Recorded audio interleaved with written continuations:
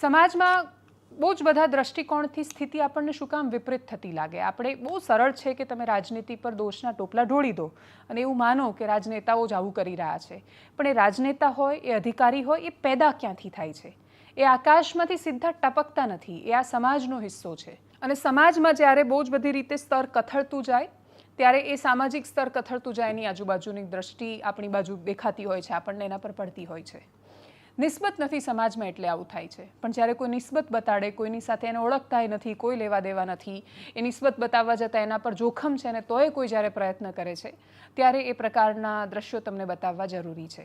દ્રશ્યો અકસ્માતના છે. લુણાવાડા પાસે એક ભયાનક અકસ્માત જોવા મળ્યો. એક કાર ચાલક એકદમ નશાની હાલતમાં હતો. એ કાર ચાલક શિક્ષક છે, વડોદરામાં શિક્ષક તરીકે ફરજ બજાવે છે. મનીષ પટેલ, મહેશ પટેલ નામના બે લોકો એ કારમાં સવાર હતા. લુણાવાડા પાસેના જે એક ગામના વતની હતા અને લુણાવાડાથી મોડાસા રોડ પર એ લોકો જઈ રહ્યા હતા. એમણે એક બાઇકને અડફેટે લીધી. એમાં એક વ્યક્તિ સીધો નીચે પટકાયો, એને ગંભીર ઈજાઓ થઈ, એને માથામાં વાગ્યું. બીજો વ્યક્તિ બોનેટમાં ભરાઈ ગયો બાઇક સાથે.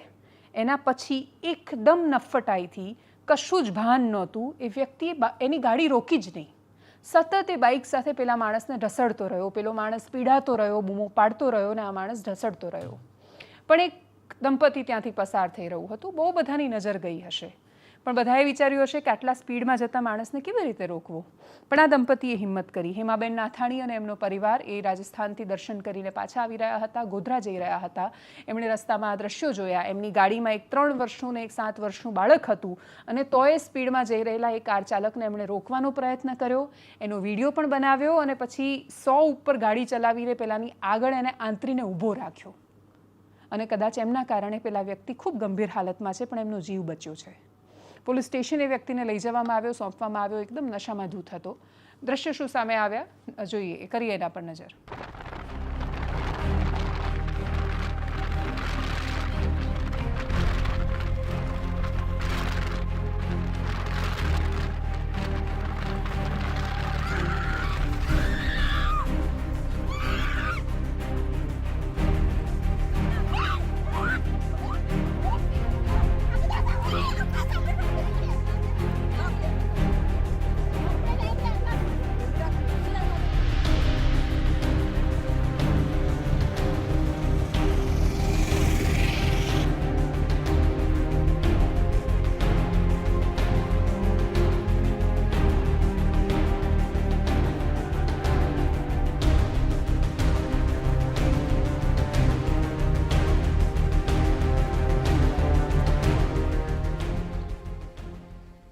કોઈ જ લેવા દેવા ન હોય, સામેનું માણસ ઓળખીતું ન હોય, કદાચ એને મદદ કરવામાં પોતાને પણ જોખમ હોય અને છતાંય જે માણસો મદદ કરી શકે છે, આ સૃષ્ટિમાં બેલેન્સ એમના કારણે જળવાયેલું રહે છે. આપણે ચારે બાજુ જોઈએ છીએ ને આપણને એવો વિચાર આવે છે કે આ દુનિયા ટકી કેવી રીતે છે જ્યારે આટલી બધી સમસ્યાઓ ને સ્વાર્થ ને પાપ ચારે બાજુ દેખાઈ રહ્યા છે.